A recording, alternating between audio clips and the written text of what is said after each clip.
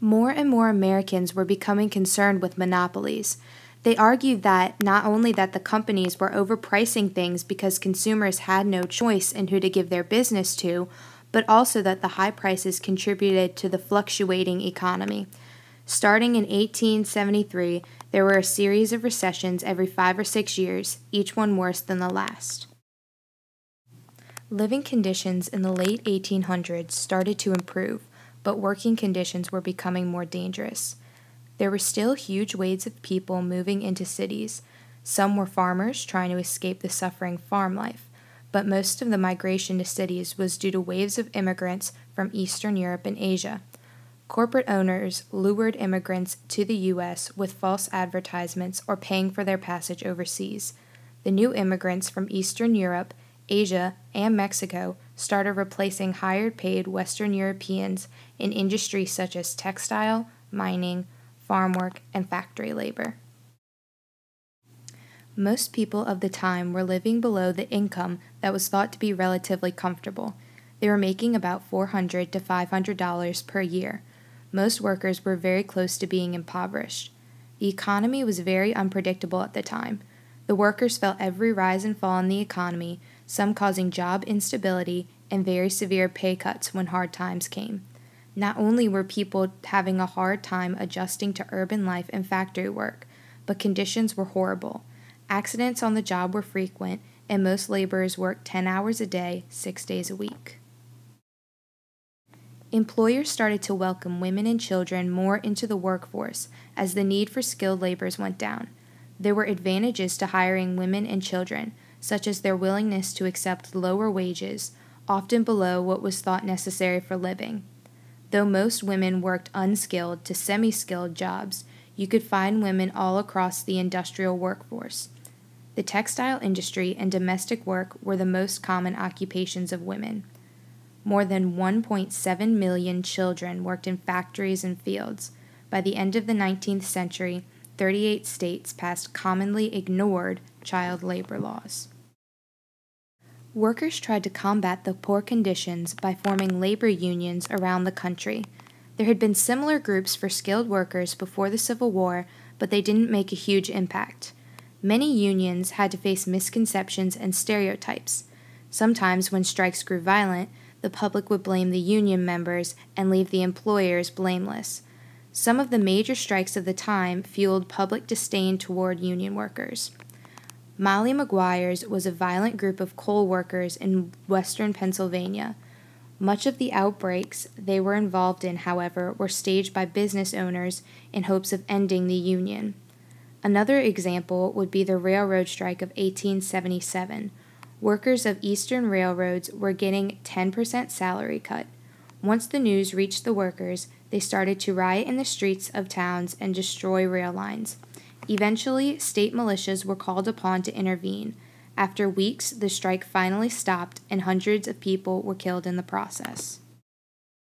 Uriah S. Stevenson founded the Noble Order of the Knights of Labor in 1869.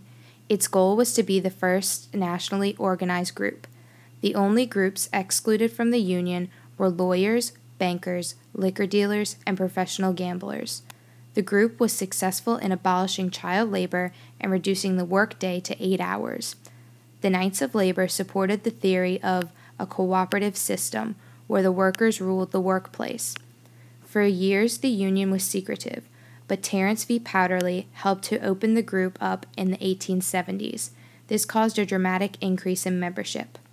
In the 1880s, against Powderly's wishes, groups involved with the Knights of Labor started strikes around the country.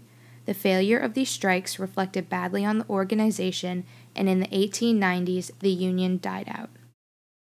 The American Federation of Labor was originally named the Federation of Organized Trade and Labor Unions of the United States and Canada. Gee, I wonder why they picked a new name. The group was started in 1881. They changed their name 5 years later. Unlike the Knights of Labor, the AFL worked mainly with skilled laborers. Their main goals were to improve wages, hours, and working conditions. One of the first things they did was demand an 8-hour workday, or all the members would strike on May 1st, 1886.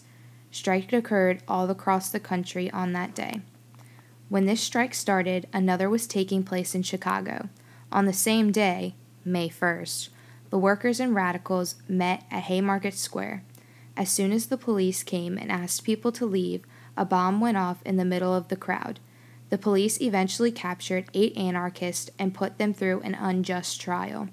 7 out of the 8 were found guilty, 4 were executed, 1 committed suicide, and 2 were sentenced to life in prison.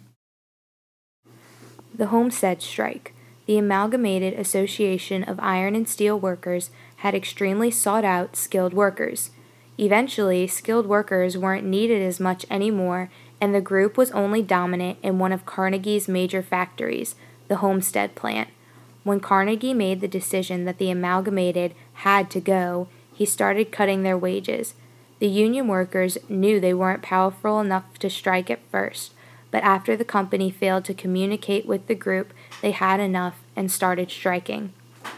The corporations shut down the plant and sent for replacement workers. When the Amalgamated saw this, they poured gasoline into the river surrounding the factory and set the river ablaze, and came out with guns and dynamite. The incident killed 13 people and injured many others, but it wasn't over yet. After the replacement workers were kicked out of the town, the company called in the government. The governor of Pennsylvania set troops to escort strikebreakers. Workers slowly started going back to their jobs, and 4 months after the beginning of the strike, the Amalgamated surrendered. The incident contributed to the decline of the Amalgamated Association of Iron and Steel Workers from 24,000 in 1891 to less than 7,000 a decade later. Though less violent than the Homestead Strike, the Pullman Strike was possibly more important.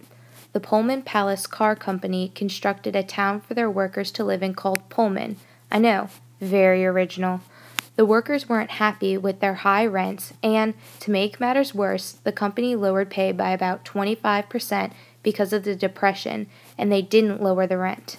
The workers started a strike trying to win the support of American Railway Union and its head, Eugene V. Debs, asking them to refuse to buy Pullman products. Soon, transportation from Chicago to the Pacific was almost impossible because thousands of railway workers also went on strike. The governor of Illinois, John Peter Altgeld, actually supported workers, and he refused to send the militia to help the employers. The corporates asked for the federal government to intervene, stating that the strikes were preventing mail from being delivered. A federal court ordered the workers to cease striking, and when Debs and his supporters ignored it, they were thrown in jail.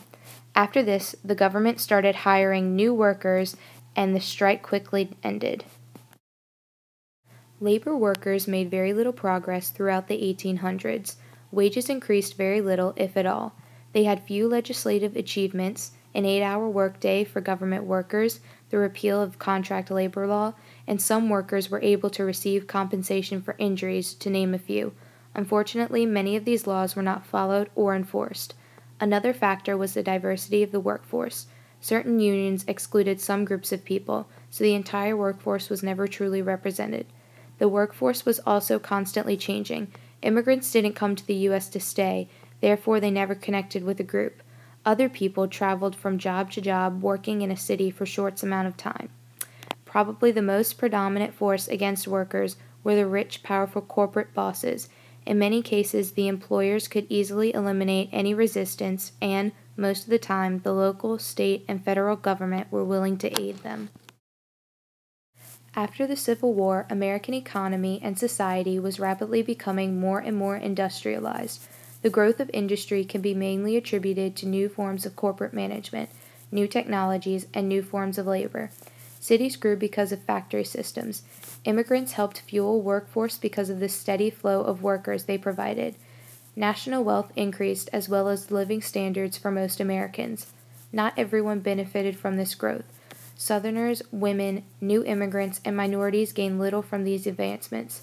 Small merchants and manufacturers also found themselves no competition for big corporates. Despite the efforts of the industrialists, many Americans were still on the fence about modern capitalism, and there were no shortage of opinions about the new economic system. These critiques were formed by union workers, antitrust reformers, socialists, and others. And now you know Chapter 17.